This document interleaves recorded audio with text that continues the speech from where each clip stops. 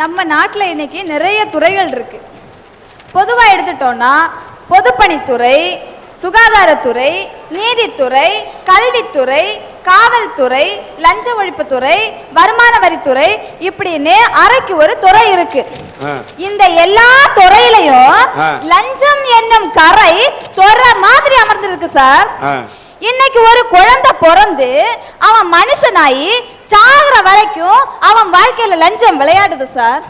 ஒரு குழந்தை பிறந்து அது லேபர் ரூம்ல இருந்து வெளில வந்து அது வெளி உலகத்தை பார்க்கணும்னா அங்க லஞ்சம் கொடுத்தா சார் அந்த குழந்தை வெளில வர முடியுது.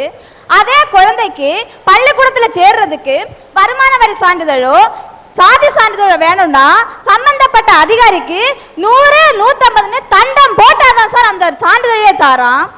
அதே குழந்தை பெரியவனாயி ஒரு கல்லூரிக்கு படிக்க போகணும்னா டொனேஷன்ங்கிற பேர்ல லட்சக்கணக்கில் லஞ்சம் கொடுத்தாதான் சார் அந்த குழந்தைக்கு சீட்டே கிடைக்குது.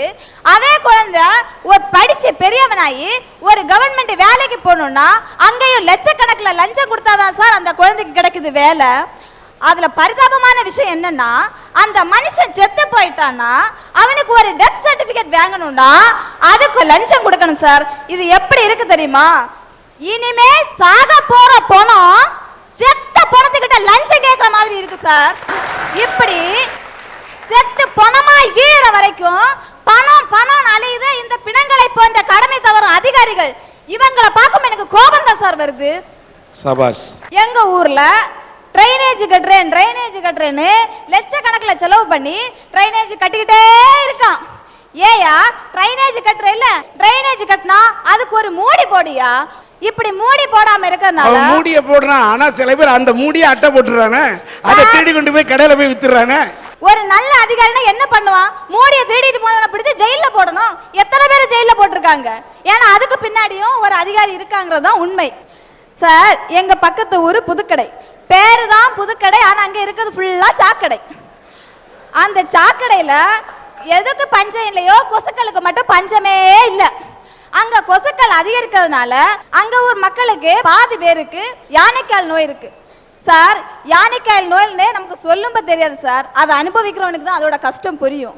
அவன் பேருந்துல ஏறினானா டிரைவர் ஏத்த மாட்டான், அப்படியே ஏறினா கூட பக்கத்துல ஒருத்தன் உட்கார மாட்டான். அந்த அளவுக்கு கேவலமா நினைக்கிறாங்க அந்த நோயாளிகளை. யாரால வந்துச்சு? ஒரு சாக்கடை போட்டு அதுக்கு ஒரு மூடி போட்டிருந்தா இந்த நிலைமை வந்திருக்குமா? எனக்கு இந்த அதிகாரியை பார்த்து தான் சார் கோபம் வருது. எல்லா அதிகாரிகளையும் குற்றம் சொல்றாங்களே, ஆனா நம்ம மாவட்டம், இந்த கன்னியாகுமரி மாவட்டத்திலேயே இருந்தார் ஒரு கலெக்டர் ககன்தீப் சிங் பேடி. அவங்கள அமெரிக்கால இன்னைக்கு கேத்ரீனா ரீட்டா இந்த புயலெல்லாம் வந்துடலாங்க. அப்ப நிவாரண பணி எப்படி கொடுக்குதுன்னு பயிற்சி கொடுக்கு இந்த பேடியை கூப்பிட்டு போனாங்க. அவர் அதிகாரி இல்லைங்க உங்களுக்கு?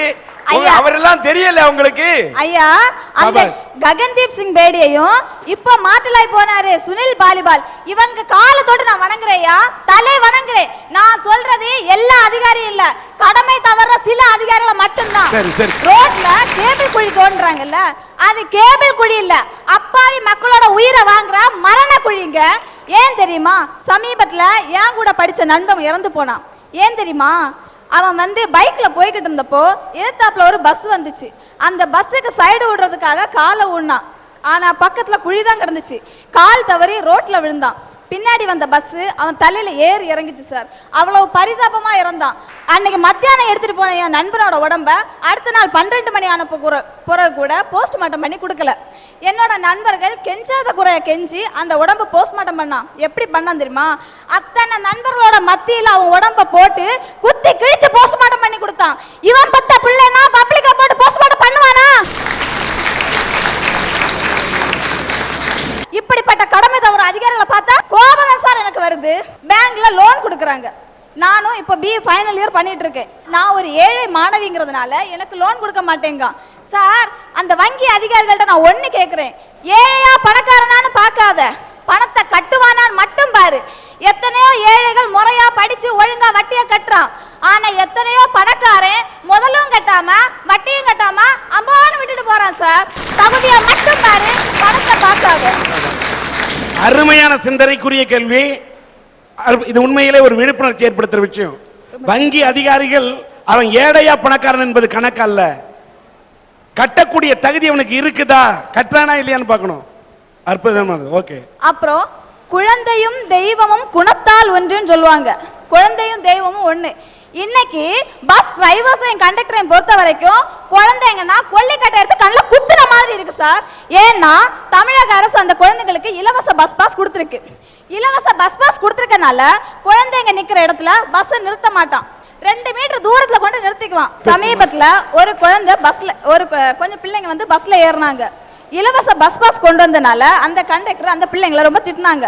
ஆனா அதையும் பொருட்படுத்தாம அந்த குழந்தைங்க ஆசையா பஸ்ல ஏறினால ஒரு குழந்தைய பிடிச்சு தள்ளி விட்டாரு. அந்த குழந்தை ரோட்ல விழுந்து மண்டை உடைஞ்சு போச்சு. இவன் பெத்த பிள்ளைனா குழந்தைய நடு ரோட்ல தள்ளி விட்டுருப்பானா? இவனுக்கு வலிக்கும் இல்ல. இப்படிப்பட்ட அதிகாரிகளை பார்க்கும்போது சார் எனக்கு கோபம் வருது. வனத்துறைக்கு இன்னொரு பேருண்டுக்கு கானத்துறை. கானகம்னா காடு. ஆனா இப்ப அந்த கானகத்துறை கானல் துறையா மாறி போச்சு. கானல் துறைனா தெரியுமா? தண்ணி இருக்கிறாப்புல இருக்கும், பக்கத்துல போனா தண்ணியே இருக்காது. இன்னைக்கு எங்க கன்னியாகுமரி மாவட்டத்துல மண்டைக்காடு, விளாங்காடு, கற்காடு, ஈத்தங்காடு, பெரிய காடுன்னு ஊர் பேருக்கு பின்னாடி மட்டும்தான் சார் காடுகள் இருக்கு. உண்மையான காடுகளை எல்லாம் உண்மையிலே அழிச்சிட்டாங்க சார். காடுகள்லாம் அழிச்சிட்டாங்கன்றீங்க. ஆனா இவர்களால் அழிக்க முடியாத ஒரு காடு இருக்கிறது, அதுதான் சுடுகாடு. இல்ல சார், இல்ல, அதுதான் அதையும் அழிச்சிட்டாங்களா? அதையும் அழிச்சிட்டாங்க. இன்னைக்கு கன்னியாகுமரி மாவட்டத்துல கட்டப்பட்டிருக்க அதிகபட்சமான பொறியியல் கல்லூரிகள் எங்க கட்டப்பட்டிருக்குன்னா காடு மலை மட்டும் இல்ல சார், சுடுகாட்டு மேலையும் கட்டப்பட்டிருக்கு. ஐயா, காடு இல்ல காடு இல்லைங்கிறாங்களே, இதே அரசாங்கம் தான் வீட்டுக்கு ஒரு மரம் வளர்ப்போம், வீட்டுக்கு ஒரு மரம் வளர்ப்போங்க. எந்த மக்களாவது வீட்டுக்கு ஒரு மரம் வளர்க்கானா ஐயா? வளர்க்குறாங்களே ஐயா, நீங்க பார்க்க மாட்டேங்கிறீங்களே ஐயா. எம்மா, உங்க அண்ணன் தான் சொன்னாரு இந்த ஊர்ல விளாங்காடு மண்டக்காடை தவிர வேற ஒரு காடுமே இல்லைன்னு. வீட்டுக்கு ஒரு மரம் வளர்த்திருந்தேன்னா நீ கன்னியாகுமரி மாவட்டம் செழிப்பா இருந்திருக்கும். சார், வீட்டுக்கு முன்ன மரம் வளர்த்தா அது காடு ஆகாது. காடுக்குன்னு தனி இடம் இருக்கு. நீங்க வீட்டுக்கு முன்ன காடுன்னு சொல்லுவீங்களா? மாட்டீங்கல்ல.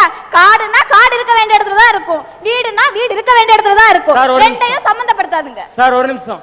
வீட்டுக்கு ஒரு மரம் வளர்ப்போம் சொல்லி மரங்களை அழிக்காதீங்கிற அறிவிப்பையே இன்னைக்கு அதிகாரிகள் மரப்பலையில தான் சார் எழுதி வைக்கிறான். அதுக்கு ஒரு மரத்தை விட்டு கொண்டிருக்கின்றீங்களா? ஓகே. நான் வந்து எங்க ஊர்லயும் நியாய விலை கடைன்னு இருக்கு. அது நியாய விலை கடை இல்லைங்க, அநியாய விலை கடை. அங்கேயும் ரேஷன் பொருளை அளந்து விற்கிறான். இந்த மண்ணெண்ணெய் அளவை நீங்க பாத்தீங்கன்னா நீங்க ஏதாவது மியூசியத்துல தான் கொண்டு வைப்பீங்க. ஏன்னா அந்த மண்ணெண்ணெய் அளவையோட அடிப்பக்கத்தை சுத்தியலால தட்டி வச்சிருப்பான். ஏன்னா அதுல 250 மில்லி குறைஞ்சு போயிடும் அளக்கும்போ. அந்த கழுத்து பக்கம் பாத்தீங்கன்னா 4 ஓட்டை போட்டிருப்பான். 100 மில்லி போயிடும். அப்போ 350 மில்லி போயிடுச்சுன்னா வேற எத்தனை சார் கிடைக்கும்? நாங்க வறுமை கோட்டை கீழே இருக்கிறவங்க எங்களுக்கு 3 லிட்டர் மண்ணெண்ணெய் கிடைக்கும். ஒரு நாள் நான் மண்ணெண்ணெய் வாங்க போனப்போ இந்த பரிதாபமான நிலையை பார்த்து எனக்கு கோபம் வந்துடுச்சு. அந்த ஆளை எடுத்து கேட்டதுக்கு ஏன் இப்படி மண்ணெண்ணெய் ஊத்துற, அநியாயமா இல்லைன்னு கேட்டதுக்கு அவர் சொல்றாரு, ஏமா சின்ன பொண்ணா நடந்துக்கமாங்காரு. சார், பிஏ ஃபைனல் இயர் பண்றேன்னா அவருக்கு சின்ன பொண்ணா தெரிஞ்சுட்டேனா. பக்கத்துல என்ன ஒரு அம்மா சொல்றாங்க, சார் படிச்ச பொண்ணையே இப்படி ஏமாத்துனீங்கன்னா படிக்காத எங்களை எப்படி ஏமாத்துவீங்கன்னு. அதுக்கு அவர் எனக்கு தந்த பட்டம் என்ன தெரியுமா? அது ஒரு பைத்தியம், அது அப்படிதான் சொல்லுங்கிறாரு. ஏன் சார், தவறு செய்து அதை தட்டி கேட்டா அதுக்கு பட்ட பேர் என்னது, பைத்தியமா? இப்படி தவறு செய்து பைத்தியம் இல்ல, இந்த மாதிரி அதிகாரிகளுக்கு நீ தரும் இது அதிர்ச்சி வைத்தியம். சாபாஷ். இப்படிப்பட்ட அதிகாரிகளை பார்க்கும்போது தான் சார் எனக்கு கோபம் வருது.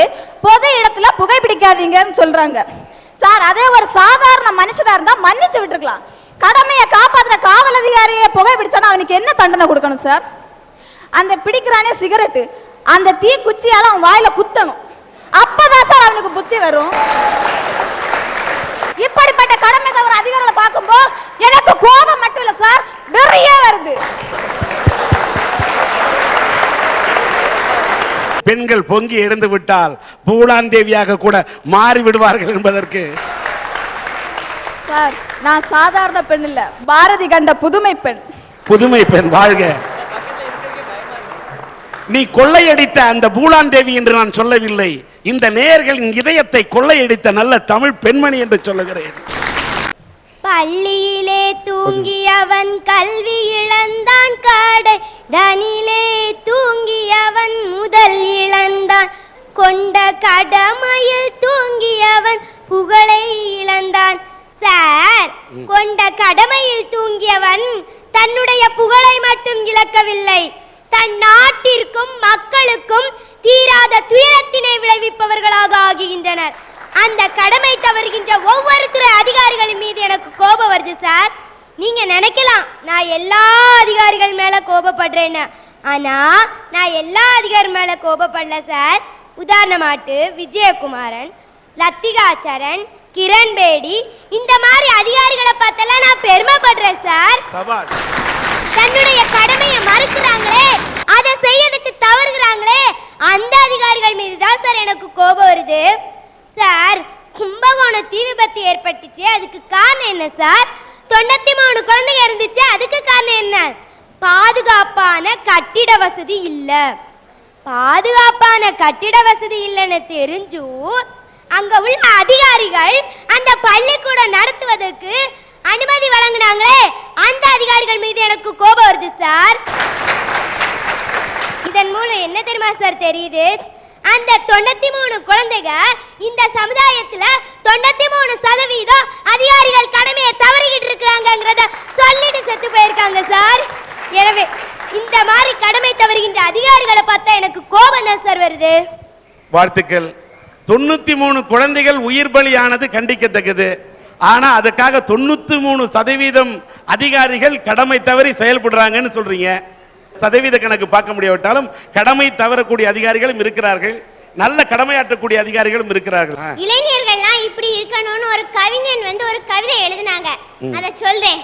சொல்லு. பிள்ளைகள் வாழ்க்கை பிழையாகாமல், மனையவள் வாழ்க்கை மாண்பு கெடாமல், இல்லை என்றொரு நாள் இல்லாமல், இன்றும் என்றும் ஆசை வராமல், தொற்று நோய்கள் பற்றி விடாமல், முதுமை துயரம் மூண்டு விடாமல், என்றும் 16 இளமை வழங்கு, இப்பணி தொடர அற்புதம் காட்டு. அழகான கவிதையா சொன்னாங்க சார். தாய்மொழியாகிய தமிழ் மொழி உனக்கு கற்றுத்தந்த உன் தாய் தந்தையை மனதார பாராட்டுகிறேன். ஆனா இன்னைக்குள்ள இளைஞர்கள் எப்படி சார் இருக்கிறாங்க? அப்பா சொன்னாரு பையன்ட்ட 100க்கு 90 எடுக்கணும்டா அப்படின்னு. அவனும் உடனே இதோ எடுத்துறப்பா அப்படின்னுட்டு ஏடே அப்பா எடுத்துட்டேன் அப்படிங்கிறான். என்னடா இன்னும் பரிசையே வரலையே, அதுக்குள்ள எப்படிடா மார்க் எடுத்தான்னு கேட்டா அவன் சொல்லுவான், அப்பா உங்க பாக்கெட்ல 100 ரூபாய் வச்சிருந்தீங்க, அதுல இருந்து 90 ரூபாய் எடுத்துட்டேன்பா அப்படிங்கிறான். அதுக்கப்புறம் இன்னும் அந்த இளைஞன் அப்பாட்ட சொல்றான், அப்பா நான் காந்தி மாதிரி வரணும்னு ஆசைப்படுறேன்னு. யான் அப்பா பெருமைப்பட்டு இவ்வளவு நேரம் நம்மகிட்ட ஏட்டிக்கு போட்டியே பேசிட்டு இருந்தான், காந்தி மாதிரி வரணும்னு ஆசைப்படுறானேன்னு சொல்லி அவன்கிட்ட நீ எதுக்காக காந்தி மாதிரி வரணும்னு ஆசைப்படுறேன்னு கேட்டாங்க.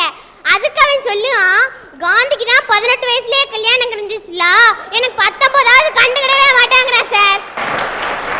இப்போ மகாராஷ்டிரா மாநிலத்துல பழங்குடி மக்கள் மாணவர்கள் படிக்கக்கூடிய ஒரு பள்ளியில அந்த பள்ளி மாணவர்கள் யாராவது இறந்தா ஒரு 15 நாள் லீவ் விடுறது வழக்கமா இருந்து சார்.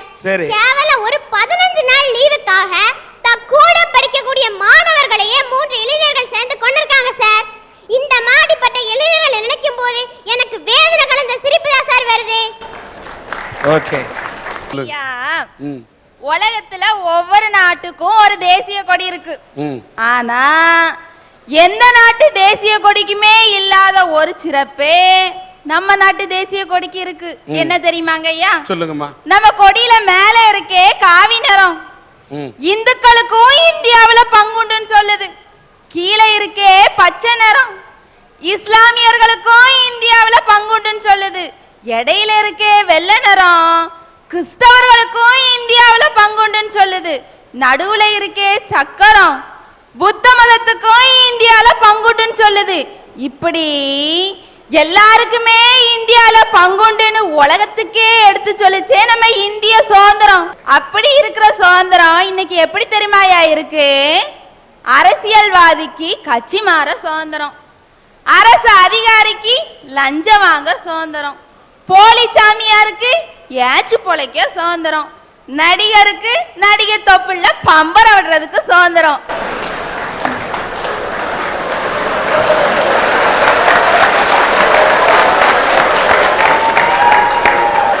நான் கேட்கிறேன், பம்பரம் விடுறாங்க, ஆம்பளை சுடுறாங்க, பாக்குறதுக்கு உங்களுக்கு சுதந்திரம் இருக்கிறதுனால தானே அவனுக்கு விடுறதுக்கு சுதந்திரம் வந்தது.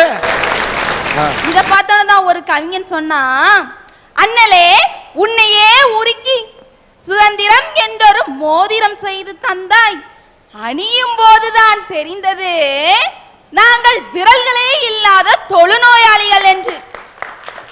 இப்படித்தாயா இன்னைக்கு நம்ம நாட்டில் இருக்கு சுதந்திரம். ஐயா, 1947ல வாங்கின சுதந்திரத்தை AK-47ல பாதுகாப்பா கொண்டாடுறோமே, இத நினைச்சாதான் எனக்கு சிரிப்பு வருது.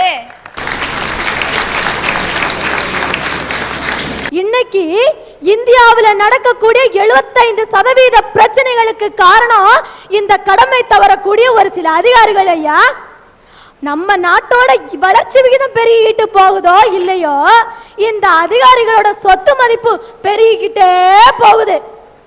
நம்ம நாட்டில் உள்ள ரொம்ப பெரிய கொடுமை ஜாதி கொடுமை. அந்த கொடுமையை விட ரொம்ப பெரிய கொடுமை எது தெரியுமா?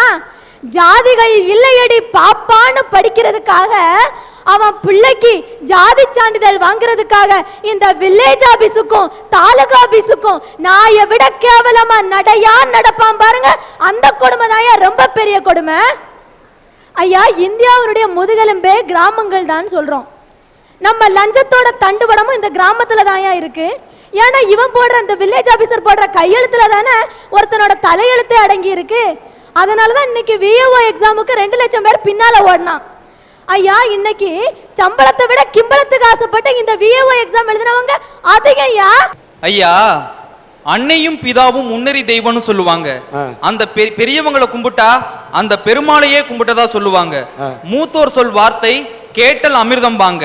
ஆனா இன்னைக்கு இருக்க இளைஞர்கள் அந்த அளவுக்கு பெரியவங்களுக்கு மரியாதை கொடுக்கறாங்களான்னு கேட்டா அது பெரிய கேள்விக்குறியாதாங்க நிக்குது. இன்னைக்கு புரியாதவங்களுக்கு சில விஷயங்களை சொல்லி புரிய வச்சா அவன் ஒரு நல்ல இளைஞனுங்க. படிக்காதவங்களுக்கு சில விஷயங்களை சொல்லி படிக்க வச்சாலும் அவன் ஒரு நல்ல இளைஞன். ஐயா, இன்னைக்கு சமுதாயத்துல எத்தனையோ பிரச்சனைகள், அதுக்கு நீ ஒரு முற்றுப்புள்ளி வைக்கிறியா, அப்ப நீ ஒரு நல்ல இளைஞன். ஆனா ஒரு ஜாதி சண்டை வருதுன்னா அருவாளை தூக்குற நீ இப்படி ஒரு சமுதாய புரட்சிக்கு ஒரு கொடியை தூக்க மாட்டேங்கிறே, அது ஏன் சார்? அரசியலுக்கு வர்ற இளைஞர்களை பார்த்து அறிஞர் அண்ணா ரொம்ப அழகா சொல்லுவாரு, அரசியல் என்பது அத்தை மகள் மாதிரி, அதை சுத்தி தான் விளையாடணுமே தவிர தொட்டு விளையாடக்கூடாது அப்படிம்பாரு.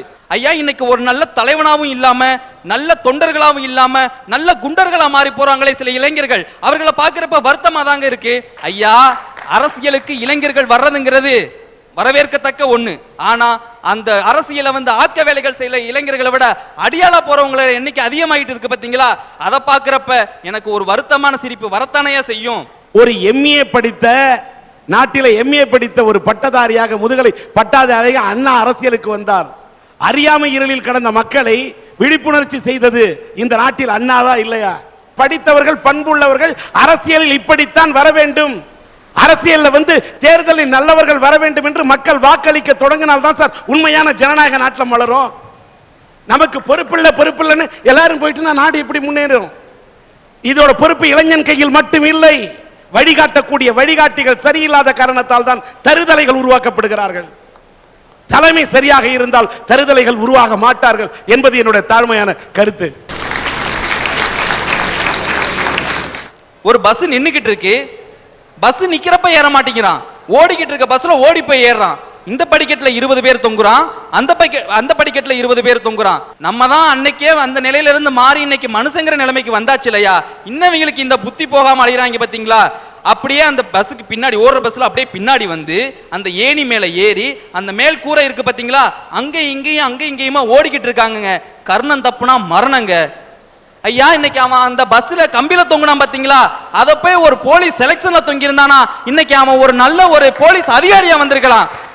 அந்த ஏணில ஏறினா பாத்தீங்களா, அத போய் எவரெஸ்ட்ல ஏறி இருந்தானா இன்னைக்கு இந்தியாவுக்கு ஒரு சாதனையாளன் கிடைச்சிருக்கலாம். ஐயா, ஒரு பொம்பளை புள்ள நைட்டு 11 மணி வரைக்கும் திருவனந்தபுரம் பஸ் ஸ்டாண்ட்ல நின்னுகிட்டு இருந்திருக்கு. அத ஒரு போலீஸ் அதிகாரி போய் என்னன்னு விசாரிச்சப்போ அந்த பொண்ணு சொன்ன காரணம் என்ன தெரியுங்களா? ராங் கால்ல வந்த ஒரு பையனை நம்பி கல்யாணம் பண்ணிக்குவான்னு நம்பி அந்த பொண்ணு அவ்வளவு நேரம் அங்க நின்னுகிட்டு இருந்திருக்கா. அந்த போலீஸ் அதிகாரி விசாரிச்சு அவங்க பெத்தவங்களை வர சொல்லி அப்புறம் இந்த பொண்ணு மனசை மாத்தி அனுப்பி விட்டுருக்காங்க. இன்னைக்கு பொண்ணுங்க இந்த காலத்துல எத்தனையோ வகையில முன்னேறி போய்கிட்டு இருக்கப்ப இப்படி அப்பாவித்தனமா சில பொண்ணுங்களும் மாட்டிக்கிறாங்க பாத்தீங்களாயா? இப்படி இருக்கிறவங்களை பாக்குறப்ப நமக்கு ஒரு பரிதாபமான சிரிப்பு வரத்தானங்க செய்யும். ஐயா, நம்ம ஊர்ல ஒரு டயலாக் சொல்லுவாங்க, வற்றி போன நதிகள் எல்லாம் வற்றாத கடலை பார்த்து ஆறுதல் அடையுமா. அந்த கடலே வற்றி போனா நமக்கெல்லாம் ஒரு பிரச்சனைனா எங்கேயா போவோம்? போலீஸ் ஸ்டேஷனுக்கு போவோம்.